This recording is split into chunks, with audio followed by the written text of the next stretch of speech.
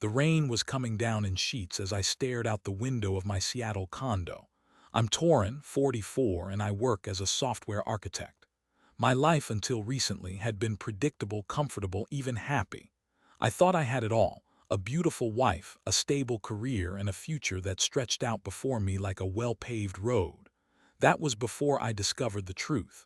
It started subtly, with changes in Briallen's behavior. Briallen, my wife of 15 years, began working late more often.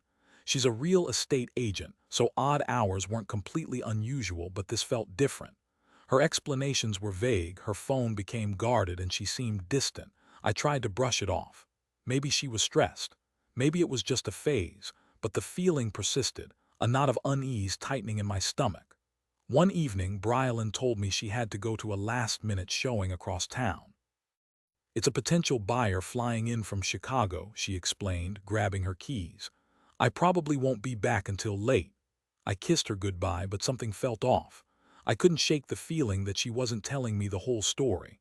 After she left, I found myself restless. I tried to work, but my mind kept drifting back to Briallen. The last-minute showing felt like a lie, a flimsy excuse masking something else. Driven by a growing sense of dread, I decided to do something I never thought I'd do. I followed her. I waited an hour after she left, then got in my car and headed in the direction she'd indicated. The rain made driving difficult, the city lights blurring into streaks of color. I kept a safe distance, relying on my instincts and a vague sense of where she might be going. Eventually, I saw her car parked outside a small Italian restaurant in Belltown. It was a place we used to frequent when we were dating, a cozy spot with candlelit tables and a romantic atmosphere. My heart sank. Why would she be showing a house near here, and why would she be dining at our old haunt? I parked down the street and watched. Through the rain-streaked windows, I saw her sitting at a table, laughing. She was with a man, not a client, but someone she was clearly intimate with. He reached across the table and took her hand, and she smiled at him in a way she hadn't smiled at me in months. My world tilted on its axis. The man was Casmir, a contractor she'd worked with on several properties. He was handsome, charming, and always a little too friendly, but I dismissed it as professional courtesy. Now, seeing them together, the truth hit me with the force of a physical blow. My wife was cheating on me. I sat there, paralyzed, watching them. They talked, they laughed, they leaned in close to each other. It was a scene of intimacy and affection, one that should have been reserved for us. The knot in my stomach tightened, twisting into a searing pain. I felt a wave of nausea, a combination of shock, anger, and betrayal. I couldn't bring myself to confront them. Not yet. I needed time to process what I was seeing, to understand the depth of her deception. I drove home in a daze, the rain mirroring the tears streaming down my face. I replayed the scene in my head over and over, each repetition adding another layer of pain. How could she do this to me? How could she betray our marriage, our life together? I spent the night tossing and turning, unable to sleep. The image of Briallen and Casmir together haunted me, a constant reminder of her infidelity. The next morning, I woke up exhausted and emotionally drained. I knew I couldn't continue living in this state of uncertainty. I had to confront Briallen, to demand an explanation. When she came home from work, I was waiting for her. She walked in, looking tired but otherwise normal. "Hey," she said, kissing me on the cheek. "Long day." "We need to talk," I said, my voice flat. She looked at me, her brow furrowing slightly. "What's wrong?" "Don't play dumb, Briallen," I said, my anger rising. "I know about you and Casmir." Her face paled. "What are you talking about?" "I saw you last night at the Italian restaurant," I said, my voice shaking. "Don't lie to me." She hesitated, her eyes darting around the room. Finally, she sighed. "Okay, fine," she said. "It's true." Her admission was like a punch to the gut. I staggered back, reeling from the impact. "How could you?" I asked, my voice barely a whisper. "How could you do this to me, to us?" "It just happened," she said, avoiding my gaze. "We've been working together and we just connected. It wasn't planned." "It just happened," I repeated, my voice rising. "You think that makes it okay? You think that excuses the betrayal, the lies?" "No, I know it's not okay," she said, her voice cracking. "I'm sorry, I didn't mean for it to go this far." "How far has it gone, Briallen?" I asked, my voice dangerously low. "Is it just a few dinners and stolen kisses, or is there more?" She hesitated again, her silence speaking volumes. We've been intimate, she admitted, her voice barely audible. I closed my eyes, trying to block out the image of her with another man. The pain was almost unbearable. I want you to leave, I said, my voice trembling. I want you out of my house, out of my life. Torin, please, she said, reaching for me. Don't do this. We can work through this. We can go to counseling. It's too late, Briallen, I said, pulling away from her. You've broken my trust, and I don't think I can ever forgive you. She started to cry, begging me to reconsider, but I was unmoved. The woman I loved, the woman I thought I knew, was gone. In her place was a liar, a cheat, someone I couldn't bear to be around. I spent the next few weeks in a fog of grief and anger. I moved into the guest room, avoiding Briallen as much as possible. We spoke only when necessary, our conversations strained and awkward. I consulted a lawyer, and we began the process of filing for divorce. The legal proceedings were messy and contentious. Briallen fought me on everything, from the division of assets to the custody of our dog, Jasper. She seemed determined to make the divorce as difficult and painful as possible. As I navigated the legal battles, I also began to uncover more details about Briallen's affair. Through mutual friends and acquaintances, I learned that she and Casmir had been seeing each other for months, long before I suspected anything. They had traveled together, spent weekends at his cabin in the mountains, and even discussed leaving their respective spouses to be together. The depth of her betrayal was staggering. It wasn't just a momentary lapse in judgment. It was a calculated, long-term affair that had been going on right under my nose. The more I learned, the angrier I became. I felt like a fool, a naive husband who had been blind to his wife's deception. I started to think about revenge. I wanted to make Briallen and Casmir pay for what they had done to me. I considered various schemes, from exposing their affair to their families and friends to sabotaging their careers. But ultimately, I realized that revenge wouldn't bring me any satisfaction. It wouldn't undo the pain and betrayal I had suffered. It would only prolong the agony and consume me with bitterness. Instead, I decided to focus on healing and moving on with my life. I started seeing a therapist who helped me process my emotions and develop coping strategies.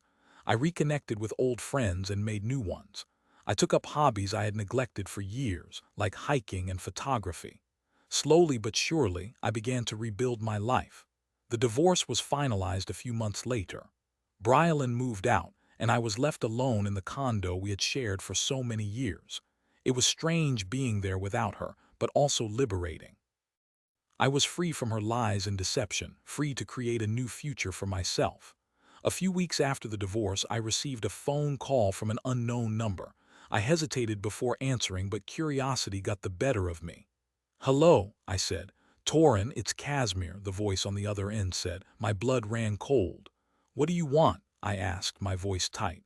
"I need to talk to you," he said. "It's about Briallen." I was reluctant to engage with him, but I couldn't resist the urge to know what he had to say. "Fine," I said. "Meet me at the coffee shop on First Avenue in an hour." When I arrived at the coffee shop, Casmir was already there, sitting at a table by the window.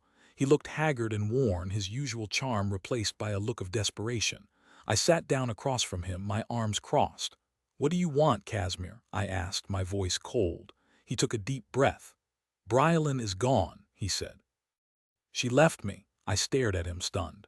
"What do you mean she left you?" "She packed her bags and moved out a few days ago," he said. "She said she couldn't be with me anymore. She said she made a mistake." I felt a flicker of satisfaction, a sense of karma being served. But I also felt a pang of sadness for Briallen, who had thrown away her marriage for a fleeting affair that had ultimately left her alone and miserable. "I don't know what to tell you, Casmir," I said. "You made your bed, now lie in it." "I know I messed up," he said, his voice pleading. "But I really loved her. I thought we had something special." "You thought you had something special," I repeated, my voice dripping with sarcasm. "You destroyed my marriage, you betrayed my trust, and now you're complaining that she left you. Get over yourself, Casmir." I stood up to leave, but he grabbed my arm. "Wait, there's something else," he said. "Briallen is in trouble. She's been involved in some shady deals, and she's afraid she's going to get caught." I hesitated, my curiosity piqued. "What kind of shady deals?" "She's been skimming money from her clients' escrow accounts," he said. She's been using the money to pay off her gambling debts. I was shocked. Briallen had always been responsible with money. I couldn't believe she would resort to such a desperate and illegal act. "How do you know this?" I asked. "She told me," he said. She was panicking and she confessed everything. "Why are you telling me this?" I asked, suspicious of his motives. "Because I don't know what to do," he said. "I'm afraid she's going to get arrested and I don't want to see her go to jail." I thought about it for a moment. Despite everything Briallen had done, I couldn't bear the thought of her ending up in prison. She had made terrible choices, but she was still a human being. "I'll see what I can do," I said, my voice softening slightly. "But I'm not making any promises." I left the coffee shop, my mind racing. I didn't know what to do, but I knew I had to help Briallen. I contacted my lawyer, who advised me to report her to the authorities, but I couldn't bring myself to do it. Instead, I decided to confront her directly. I tracked her down to a cheap motel on the outskirts of the city. When I knocked on her door, she looked surprised and ashamed to see me.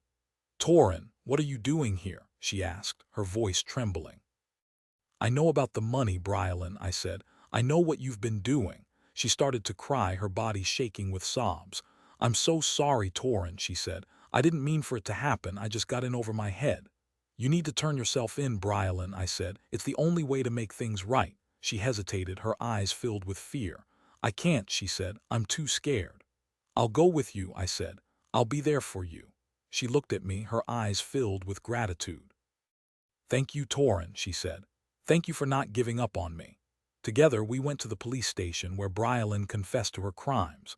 She was arrested and charged with embezzlement and fraud. I stayed by her side throughout the legal proceedings, offering her support and comfort. I knew she had made terrible mistakes, but she was still the woman I had once loved. She was sentenced to 5 years in prison. It was a harsh punishment, but she accepted it with grace and humility. I visited her regularly, bringing her books and magazines and listening to her stories. I knew she was paying for her crimes, but I also believed that she was capable of redemption. After serving her time, Briallen was released from prison. She moved to another state where she started a new life. She found a job, made new friends, and began to rebuild her reputation. I stayed in touch with her, offering her encouragement and support. I knew we could never be together again, but I also knew that she was still a part of my life.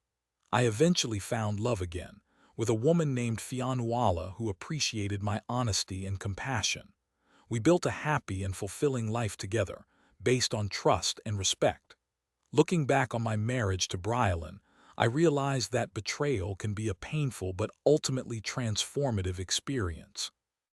It can shatter your world, but it can also force you to confront your own vulnerabilities and develop a deeper understanding of yourself and others. It can teach you the importance of forgiveness, compassion, and resilience, and it can ultimately lead you to a place of greater peace and happiness.